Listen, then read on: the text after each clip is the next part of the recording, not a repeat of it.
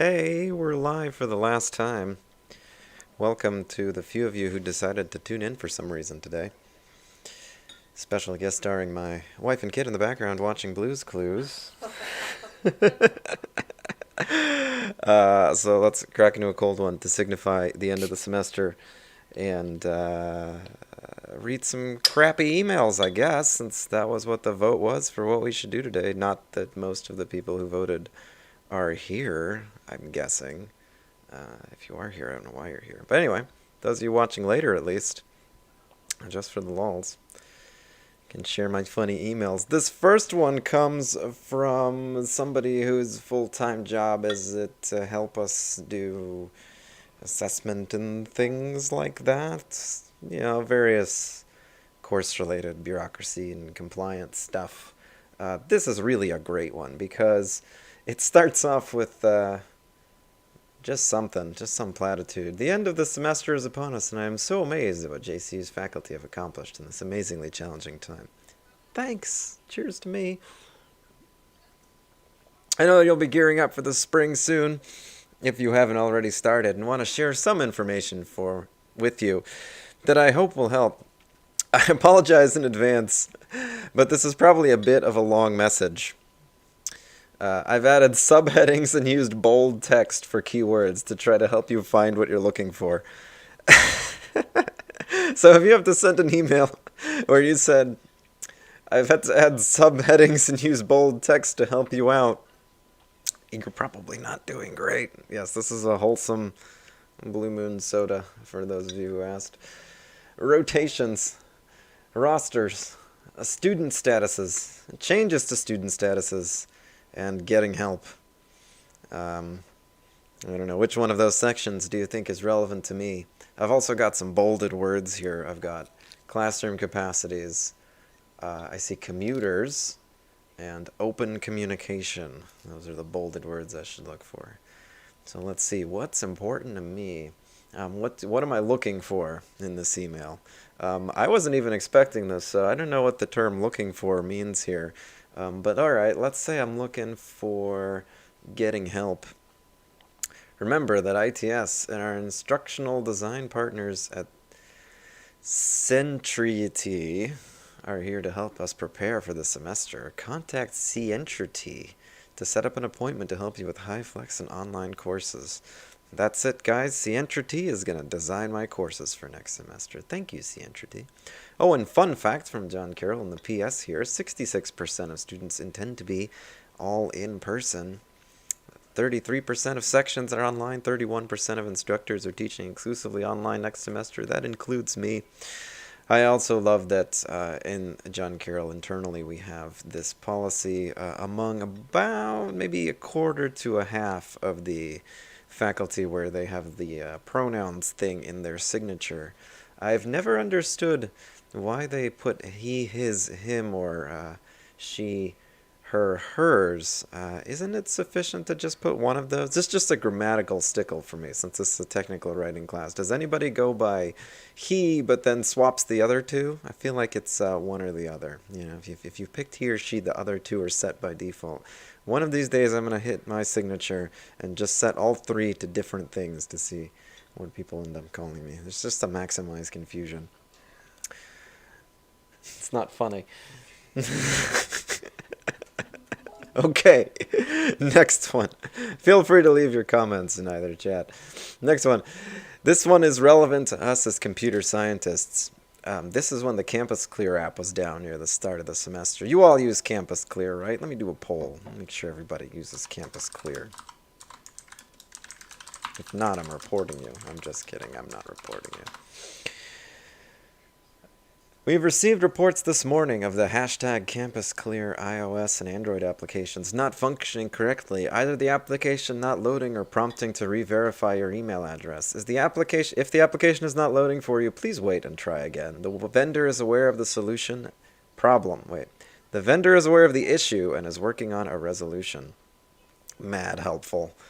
Everybody said no? I thought it was mandatory. Uh-oh. You guys are in for a treat. Coming next semester requires the installation of Campus Clear. And you have to check it every day. It just asks you, do you have COVID? And if you say yes, you're not allowed to come in. Full proof. But that is approximately how it works. Okay. Uh, any questions on that one? This looks a lot like the emails you guys send out when your stuff stops working. My bad. Our thing isn't working. We're aware of it and we're working on a resolution. The best part is there's no timestamp. So it's like this morning, assuming that you got it immediately. So if you have an outage with your service as a software person, make sure you put the time that you recognize the outage on there for people reading your email not immediately after you send it. That is super helpful. Don't forget to do that. And provide an ETA or something. If you don't have one, that's fine. Say there's no ETA. And maybe, just maybe, since this app is mandatory for you to come into campus, describe what people are supposed to do in the meantime. In this case, it would have been nice to say, oh, you don't have to fill out your campus clear today since it's down. Or the alternative, I'm not allowed to come to campus today because I couldn't tell my cell phone I didn't have COVID.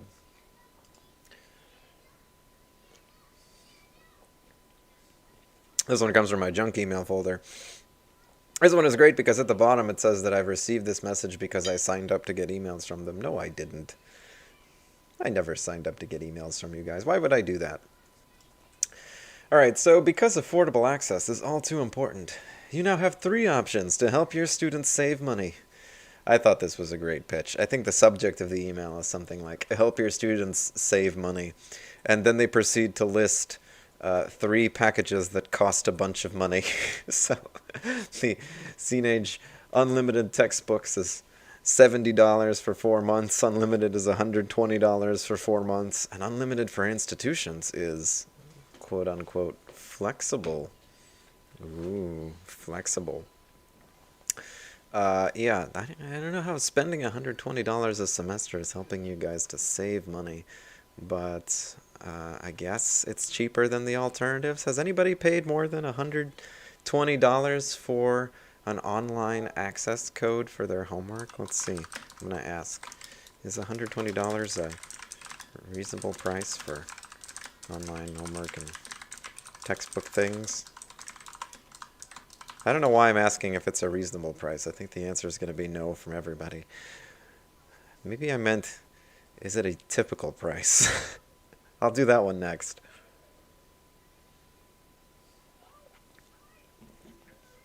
So if your sales pitch is help your students save money, you probably shouldn't lead with by buying a $120 digital code. Well, to be fair, there's a $70 version too. But it doesn't come with the homework platform, so of course you're going to have to buy the $120 one. Okay, this time I'm going to ask if it's a typical price. That's a different question. And actually, I'm being a little mean because I rounded up to the nearest penny. It's $119.99, so just assume I'm talking about $119.99. What I really love is that CNAGE's logo or mantra or whatever under that is "Be Unstoppable." I don't know how a textbook company helps me to be unstoppable. I'm going to go share these guys on YouTube, Twitter, Facebook, or Instagram for some reason. I don't know, but what happens if you click one of those buttons, you think? From a software engineering point of view, why do you have share buttons to social media on your email service? What would I do? Click one of those and share this email? Weird, right? I don't see why I do that. Okay, so a lot of people said it was typical, but not reasonable. In that case, maybe this is cheaper. Maybe I'm the one that's out of touch. That's the case. Shh. Am I in the last one? Let's go back. Start over. Okay. This was my favorite, I think, from all of the bad emails collection this time. This one comes from somebody who is at the university full-time to promote diversity and inclusion at the university. So it's their full-time job. And they are advertising some kind of seminar or session, and I'm just going to read the relevant part or down here. So I and the provost are collaborating to host a pair of listening sessions for all international faculty to share their needs and relevant concerns in this current moment. In this current moment is a weird expression. because I don't know what other moments there are besides the current one. I think in this moment automatically implies the current one. So that's just a weird turn of phrase. But continuing, these are open to all full-time and part-time international faculty. Uh-oh. That's not everybody. That's not very inclusive if it's only open to full-time and part-time international faculty. So just a few minutes later, let's see, about 3 hours and 20 minutes later, they had to send another one. Dear faculty, I am writing with an important correction to the message below. Actually, I use Gmail, so it's above, but okay, I get the idea. Please note that the listening sessions are open to all faculty who wish to attend to discuss the topics as mentioned. Um, if you're going to be promoting diversity and inclusion, don't exclude people from your listening sessions or what have you. And if you're going to be sending out an email inviting a bunch of people to a meeting, try not to have to follow up with a change to the people who you're inviting to the meeting, right? I guess there's no mailing list for the faculty who were invited here, so I don't know, maybe it's just the case of backsies, who knows, but nonetheless, still pretty funny for me. And Monday, oh no, I missed it. There's another one in January, don't worry. I can go to that one still. I am interested that this person, by the way, included a quote in their signature. I like that. So if you want to be fancy, that's a cool thing that some people do. I like that. Just make sure it's a quote that everybody agrees with and by a person that's not particularly controversial. I've never heard of Marian Wright, so probably not controversial enough then. You just need to be a flea against injustice. Enough committed fleas biting strategically can make even the biggest dog uncomfortable and transform even the biggest nation. That doesn't sound uplifting. That makes me sound like I need to be a parasite, but that's okay. I don't want to be a flea. That's not a good thing to be. So pick a more inspiring quote than that. You don't want to be a flea. This is a spam email for a, I don't know, some kind of platform that they're selling called Top Hat or something. No disrespect to them. Maybe it's a great platform. I just think it's hilarious because I get like a dozen of these every couple months, and they always go, this particular choice of wording. This is a big expression in business speak. People say this all the time. I want to touch base with you. Yeah. Yeah, what does it use mean? all the time. I want to. What does that mean? What do they mean? Why do you want to touch my base? Don't touch my base. That's It means I just want to like touch base with you. my base is private. You can't touch my base. I use it all the time. I understand the semester is starting up on the 31st. Thus, I did want to touch base with you to see how the prep is going. That's a weird way to phrase it too. Thus, the semester is starting. Thus, Is this an email I sent I you? did want to touch base with you. Would you be interested in chatting further either Tuesday or Wednesday? First of all, I've never spoken to this person. I don't know who they are, and they're trying to sell me something. This is a really weird way to sell people something, by saying I want to touch base with you and then hoping that they'll schedule a meeting with you. Then they followed up like a week later.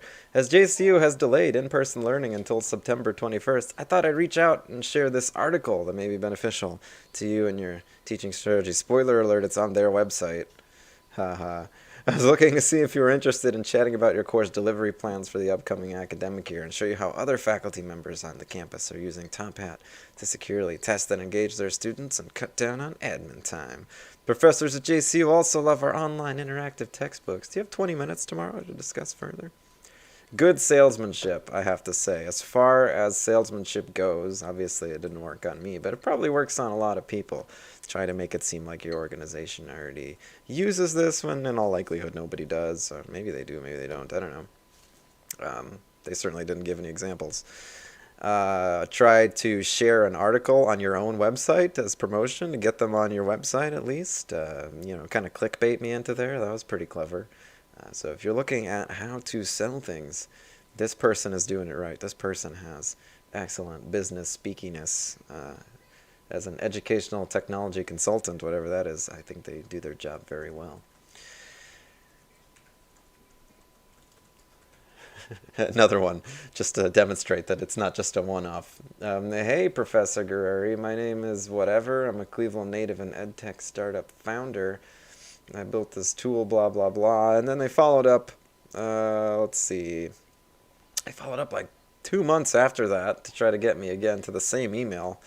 I wanted to touch base to see if you'd be interested in trying open class next semester. Stop trying to touch my base. The idea is to provide students with a low-stakes environment to practice fundamental coding concepts. Nothing like low stakes to promote learning.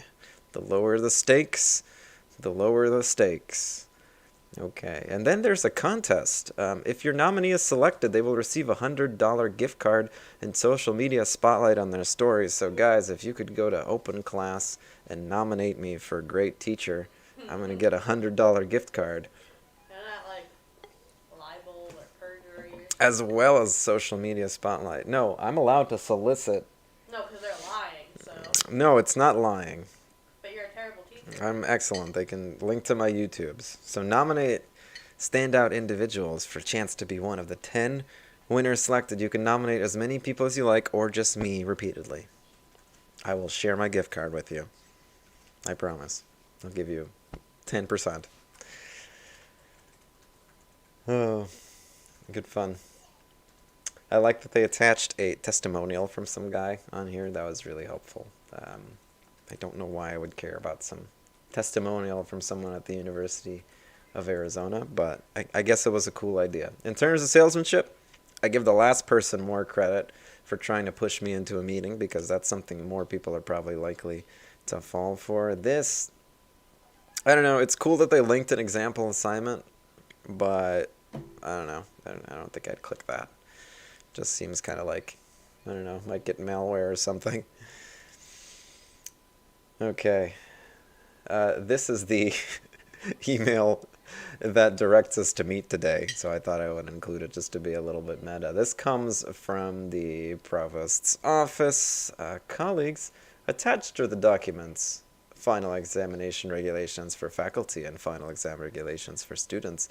I would draw your attention in particular to the second paragraph. Even if a class does not use an examination as the form of final evaluation, it ought to meet. Hey. I included this as a great example of how to sort of non-condescendingly direct people to read a very specific part of your document without having to bold it or something. This is probably the nicest and most politically balanced way of drawing my attention to the one part of this otherwise like 6-page document that I actually needed to know. So good on them, and now you know why we are meeting here today. Students will be separately notified of final exam regulations. Hopefully you guys read all of those, and hopefully your email had an equally semi-snarky / politically correct way of telling you that you were supposed to meet. Did your final exam regulations include this requirement? Did you even get final exam regulations? I guess you would answer no, if not. And note that the last day and time for turning in final grades is Monday at 3 p.m. So if you haven't gotten your senior design stuff in and your customer hasn't reviewed you by then, I have to give you whatever you got. I haven't reviewed any of mine. Neither has Bill Bird. Uh-oh. That's like half the customers right there. I told Bill not to review it till after your meeting. Never got anything, honestly. Lies. The final exam regulators wouldn't lie to me like that. Okay, this one is great. Obviously, I didn't even open any of these, but these guys are wonderful. I really want to throw these guys some business at some point, because recently, about after Thanksgiving or so, Hawks Learning started including an emoji in every single email, except this one, but pretty much all of them have this dope emoji. This one's got confetti, there's a star, this is a t-shirt for free t-shirts up for grabs.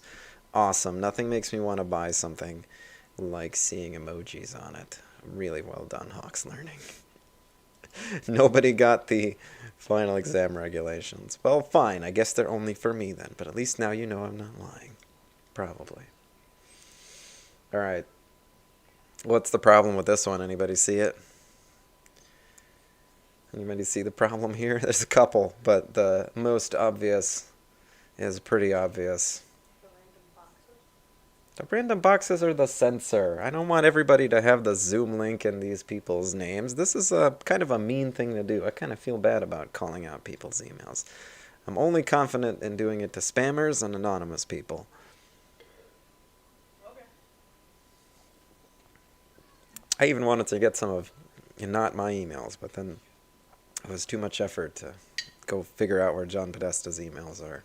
Yeah, no subject. Come on, guys. This also went out to all full and part-time faculty with no subject. Excellent. And this is an invite link to a major Zoom meeting, again, with no subject. So now I gotta find the no subject email for my Zoom meeting. I'm sending a final reminder about today's meeting of the faculty. The link is below. Nice. Also, I am sending a full document. It is the recommendation of the Nuts and Bolts Subcommittee. Hilarious name for a subcommittee. Not super sure what they do, but it has to do with nuts and bolts, I guess. Uh, what is this attachment? I don't know. It's like a .ems or something. I'm not even sure what kind of file it is. I'm a computer scientist and I've never run into this file. So this is pretty hilarious. They attached this document in some kind of weird file format that nobody's able to open. So a little bit later they send, hello all. Apparently there is some difficulty in opening the nuts and bolts response from earlier. By the way, it has hyphens now and it didn't before. So I'm resending a Word version. Thanks. They send a Word version this time. Funny that Word is the default instead of PDF, but I'll give it to them. Now, this part is still kind of funny because if you remember, the previous email had no subject. You'll notice this one had a subject. So not only did they mess up the attachment and the subject line, but then in order to fix the messed up attachment, instead of replying to the original email, they started a new thread with a new subject. So now in order to find the actual file, I have to dig through 2 emails to get there. So this is just a no-go in general. Total screw-up of communicating the nuts and bolts response from earlier on HiFlex, whatever, that we all very carefully read over. All right. Another of the spam emails. This one from Zybooks, which some of you have probably used because a few people in the department did actually like the Zybooks pitch. I thought that this was a great pitch. I mean, I almost signed up for Zybooks right there. Does teaching online in the fall seem like a daunting task? Many CS teachers look for ways to improve CS courses. I know I don't. I'm kidding, of course I do. But improvements often require extensive time for setup, training, and or throughout the term. Time that we just don't have. That is a weird sentence. But improvements often require extensive time for setup, training, and or throughout the term. Time that we just don't have. Okay, that doesn't even parse grammatically, but I get the idea. Improvements require time. They do. This technical writing class takes forever. How can I make this less painful? Frank Vahid, professor of computer science and engineering at UC Riverside, spends just 5 hours per week teaching an online CS1 class to 80 to 100 students. Yet his students perform very well, and the course evaluations are among the highest on campus. Whoa, I can cut down my work to 5 hours per week? Guys, I only get 3 classes a semester. That is 15 hours a week if I sign up with Zybooks. Can you imagine what I would do with all that extra free time? Sold. This webinar explains how. Frank will list the few hours of preterm setup, explain the use of a pre-configured Zybook for reading homework labs throughout the term, and detail the teacher's weekly work. That sounds like more than 5 hours of work right there, so hopefully this isn't part of the total that they were counting Frank for. Frank has worked personally with dozens of faculty across the country to transition their courses, and we hope this webinar helps others embark on this efficient, effective, and very fun way of teaching CS. What do you guys think?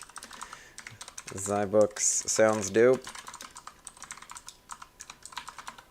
How is this for a pitch? I cut my work down to 5 hours a week. There's something they didn't mention there, really, is did the students actually learn anything? It notably not that important to this audience, I guess. They said they perform very well, but they don't really mention the metric. Of course, this is obviously a very tempting solution to those who are trying to cut down on the amount of work they do. I certainly would have less work to do if I didn't have to do all of my grading and homework by hand. So, okay, time to go to Zybooks, I guess. Zybooks were created with both online and in-person courses in mind and have been used in both course types since 2013 by over 600,000 students. They had to add another seminar just to keep up with demand, and if I can't make it, I'll still receive the recording that they send to all registrants. Awesome. But no, I'm not going to buy Zybooks. I already used Wiley's online homework solutions when I was a student, and I remember how painful they were. Never again, Wiley, never again. You lost my business in the last generation, and now I'm not going to give it to you ever again. All right, back to Hawk's Learning. Remember, these are the emoji guys. Now we're going to go into detail on how this $100 program works, so you guys can reach out and nominate me for a cool 100, but also to see how this works as a sales pitch. So this is the whole email. There's nothing above this. All the emails I've done so far as the sales ones are the whole thing. So you can see how good they are in terms of pitches. A lot of them are just trying to get you to sign up for something or visit their website or just get your foot in the door so that then they can give you the rest of their promotional material. I really like, I'm going to zoom in on this, the standout line that they give you as an example of a professor that deserves a nomination. So you guys can see why I deserve a nomination, all right? As our way of recognizing those making a difference in education, send in your nomination for Hawksgiving 2020. Probably over since it's a Thanksgiving thing, but whatever. The physics professor opening up his weekends and nights to accommodate student schedules. Guys, this is a evening course, and I work weekends and nights. So nominate me for that. The tutor, going above and beyond to help struggling students, even when they aren't sure how to ask for assistance. The creative writing teacher who hand-delivered books to her students' doorsteps to ensure that they had the necessary materials for the coming unit. That's odd. These are just a few of the countless heroes in our educational community. Okay, back to the creative writing teacher. How do they know your addresses? It's kind of weird when you just give your creative writing teacher your address so that they can come to your door and deliver you a book. And why doesn't she just mail them? That seems like it'd be a more effective use of her time and financial resources than driving them. Unless everybody lives in the dorm. Well, I think I deserve your $100 nomination. Just saying. Hawk's Learning. Hawksgiving. Broke again. Where am I? All right. Marketing time. This one's just a snippet from a much longer email from one of the JCU enrollment teams. I thought this one was neat because of what it actually links to. So let's look at it. This is for enrollment marketing as a follow-up to the research completed by the consultants from Carnegie Dartmouth last year. That's right, we got consultants. Our division, in partnership with Integrated Marketing and Communications, has made great progress on integrating their research, which was driven by the collaboration and consensus of the JCU community at workshops hosted in the fall. Whoa, that's a mouthful. To ensure that our messaging about JCU is authentic to who we are. So you guys as JCU students can let me know if you feel like this message is authentic to you, this campaign that JCU is building for the coming enrollment marketing. We have launched a new campaign built off the personality, in quotes, work, Brave Your Quest, that is focused on bringing forward the experiential journeyer, green, and the tenacious empowerer, brown, elements of JCU personality. So, do you guys identify more with the experiential journeyer or the tenacious empowerer?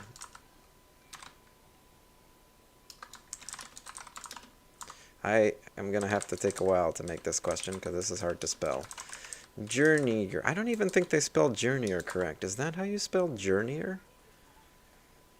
Journeyer.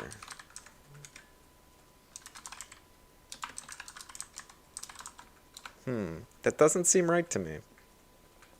Listen, the green is the experiential journeyer, and the brown is the tenacious empowerer. This is what the marketing firm has led us to conclude we need to address both sides of this in our marketing. When you guys were choosing your university, did you choose it based on how much it identified with your experiential journeyer or your tenacious empowerer? What if there are other colors besides green and brown, I guess is my question. Our communications to prospective students are in various phases of integration. Using this new messaging strategy, our road piece, which is our signature recruitment brochure used to showcase JCU, accompanied with a list of offerings, is now available. Print copies will arrive in the office soon. This piece brings to light the work that is reflective of all the input from the JCU community. All right, it looks like more people are tenacious empowerers than experiential journeyers. Let's look at their marketing piece, and this is the part that I thought was interesting to us. Is this the experiential journeyer or the tenacious empowerer? You decide. First of all, it's supposed to be green and brown. It's blue and yellow. Okay? So hard whiff, JCU marketing team. No green, no brown in this thing. Green and brown are both terrible colors for marketing, as I think we discussed during the UI discussion for design.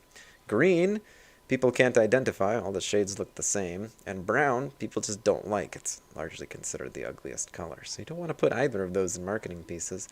I don't know why you would want to promote green and brown.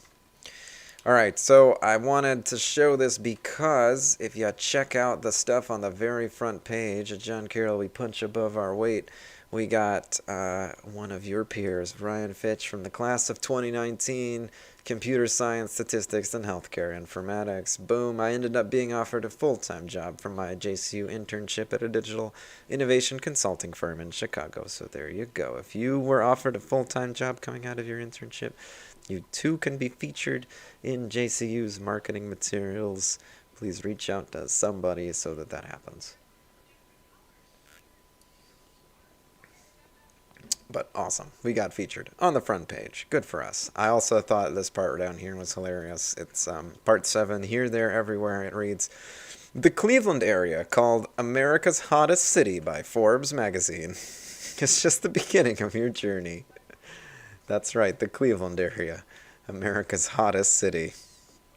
You guys should be proud you live in America's hottest city.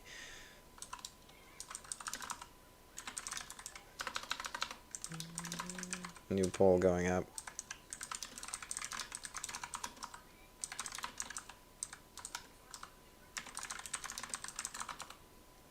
I spelled somewhere wrong, but we're just going to roll with it. America's hottest city is definitely the Clee. This is from a single student this semester. It goes on for, I don't know, like another 2 of these. And it's not the only one that's like this.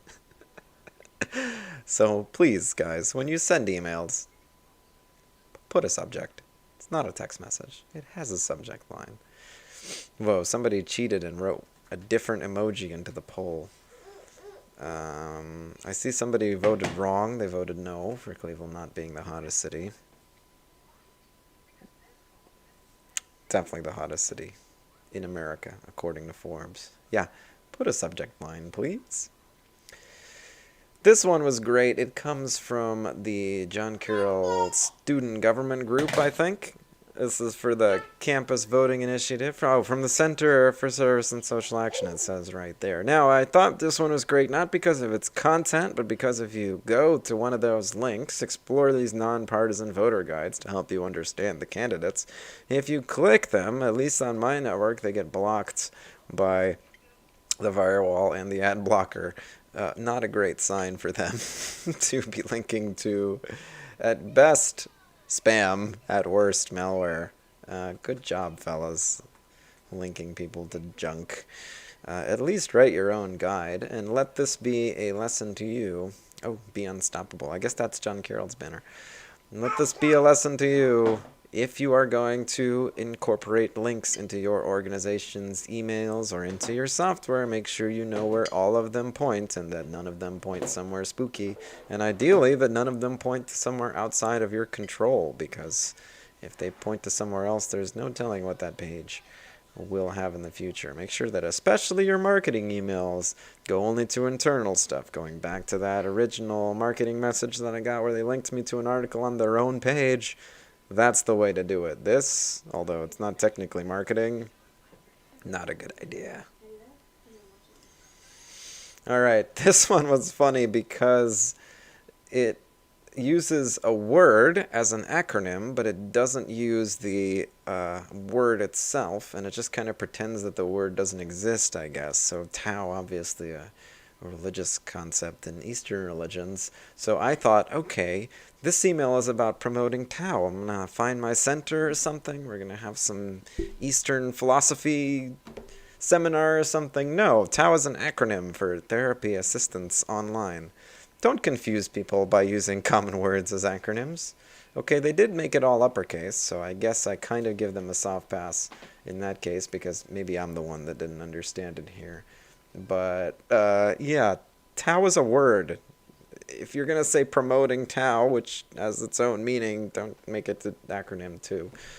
Feeling sad, stressed, or anxious, we can offer resources to improve your mental health right from your pocket.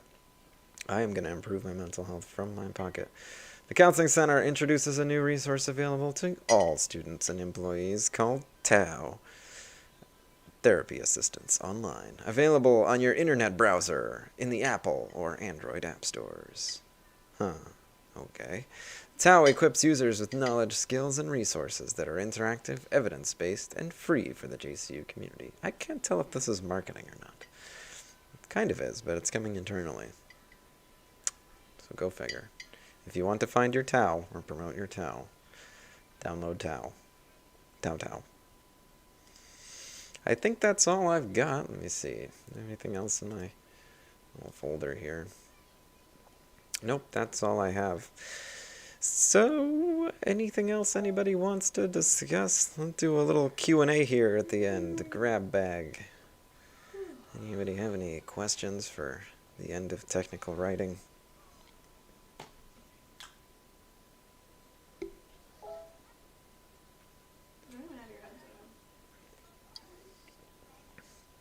I don't need sound. I'm looking at the chats. I don't need my headset on. I'm going to have some cheese while I wait for your question. Your question can be, why do I have cheese? Try that bagel. It's got the honey walnut spread on it. It's extra good with cinnamon. Tiffany, I'm mic'd. I can't eat a bagel. It's too loud. Or your next question could be, is this annoying? That's a tip for television, okay? Only soft foods when you're mic'd. It's ASMR then. Unless you're an ASMR artist. You can just tag your video as ASMR and you're going to be a billionaire. ASMR. What were the other votes for what we do today? Talk about Warhammer. Technical writing memes. Okay, technical writing memes tied with write a 10-page technical paper in an hour 50. So I'm going to break the tie by going to technical writing. One thing to remember from this course as we go into the workforce, there's a reason I emphasize it quite a bit. It's the good email etiquette. Nobody appreciates the person who can't send emails properly. And frankly, it's going to be like 70-80% of the writing you do, if you think about it. I mean, this continues to apply to Slack messages and things like that, but you don't need to be meticulous about your emails because you're going to be sending dozens a day. Oh, yeah. So you don't want to be spending minutes on each of them. You just need to make it second nature to send good ones. You know, bottom line up front, include all the information people need. No walls of text. Understand that you are competing for people's attention, and if your emails are boring, people will just skim them or ignore them. So you need to make sure that people are actually reading your stuff, and that's mostly on you.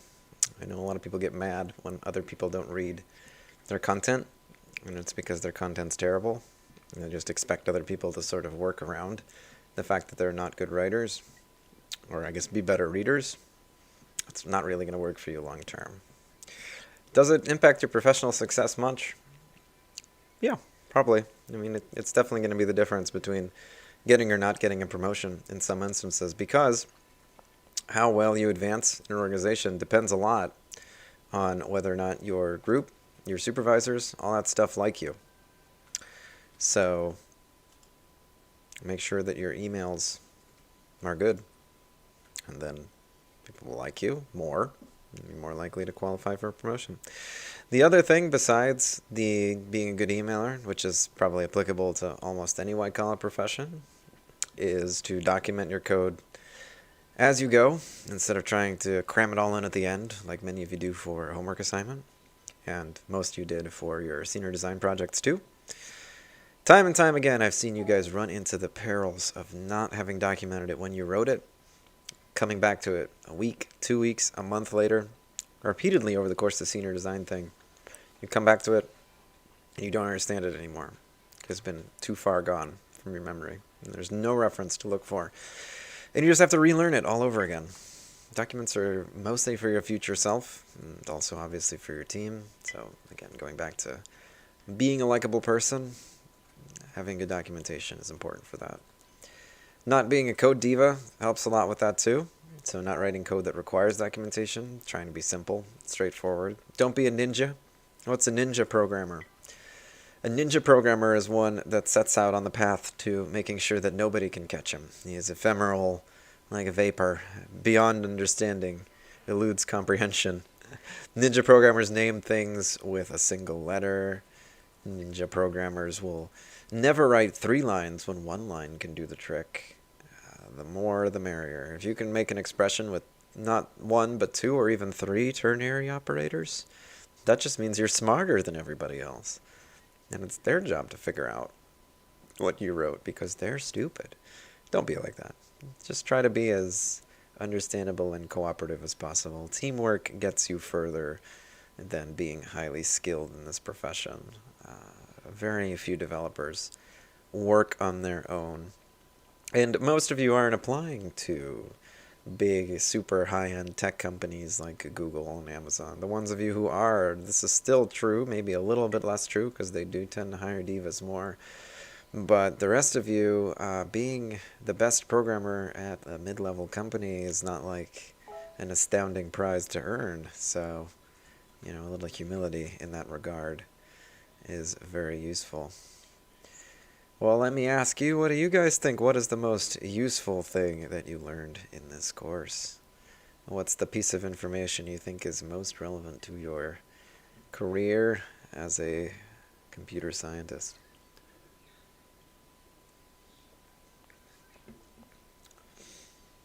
I'll also do a poll.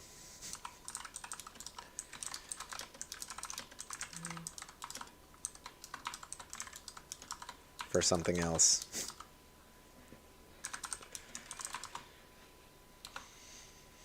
Are you a good emailer? Do you think at this point in your profession you've become a skilled emailer? Still not sure? Keep working on it until you can answer yes. And you can practice with job applications and such. It never hurts to email hiring managers or people at the organization about a position. It definitely conveys your interest and can be the difference between getting an interview or not, at least. Makes you seem more interested, which is usually used to some extent to offset how qualified you are. Maybe you're barely qualified, but it seems like you're very interested. That can get you the interview when you otherwise wouldn't have gotten it. Yeah, resumes and all of the stuff that we did at the beginning, obviously very important too. Even after you find a job, make sure that you are ready to find another one within the next few years, unless you're at the place where you really do want to finish out your career, which is going to be really unusual on your first job, especially if you want to keep raising your income. Unfortunately, the most likely path to raising your income is to jump to a new job opportunity. As you find jobs, by the way, feel free to email me and let you know how you did. I will probably send you a survey at some point after you graduate asking you, so watch out in your JC email for that. I've been doing that survey for a while now, on the kind of unofficially, on the students whose names I remember, who I can pull from the graduation list. That's pretty much the one I shared with you guys earlier this semester. So, keep track how many applications you submitted, how many interviews you got, how many offers you got, how much money they offered you at different places, how much you were able to negotiate. These are all useful things for other students down the road. I like to be able to share those numbers with people. Those are some of the questions that I get the most from students. How much do people make when they graduate here? How much can I negotiate with these guys for? Because there's not that many companies in Cleveland, so if you know a certain company doesn't negotiate, it's a nice piece of information to know. If you know what they do, that's a nice piece of information to know. How much they're willing to flex for a well-qualified candidate is a nice piece of information to know. So if you have any of that info to pass along to next semester's people, either keep your eye out for my survey or just share it with me directly. I'm always glad when our graduating students get good jobs as soon as possible coming out of college with high pay and good benefits and all that stuff. And also, if you want to shit talk your company and tell me why it's a terrible place to work or a great place to work, let me know too. A lot of people ask me, hey, have you heard of such and such? Are they any good? And unfortunately, for almost every company in Cleveland, I have to say, I don't know. Even if I do know anybody that works there, they won't tell me anything about it because they don't want to say good or bad things about that organization. They don't want to shit talk their job while they have it. So feel free to give me that kind of information. And feel free to ask me those questions too. I'll let you know what I know about the places that I do know about. Okay, I think that's enough to fulfill our contractual obligation to meet during the finals week. Let us have I think we have an hour left of finals or something, so let's have this be an hour of silence for COVID. Yes, an hour of silence for COVID in general, which is about to die because it's been vaccinated. So, Over the first round. yeah, hour of silence for COVID. Okay, everybody. Hope you had a great semester. Please remember to fill out your course evaluations. There's still extra credit available for those of you who do. I'm going to live stream reading all my course evaluations at some point, like next week or the following week when they become available to me. It usually takes like a week after the semester fully ends and the grades are due. So keep your eye out for my live stream on YouTube. I'll probably post when I'm going to do it in the chat after it comes around.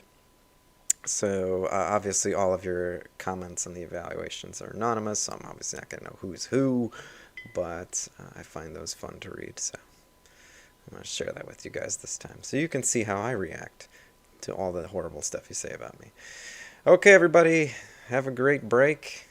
I will see most of you next semester, and to the rest of you, good luck out there in the professional world.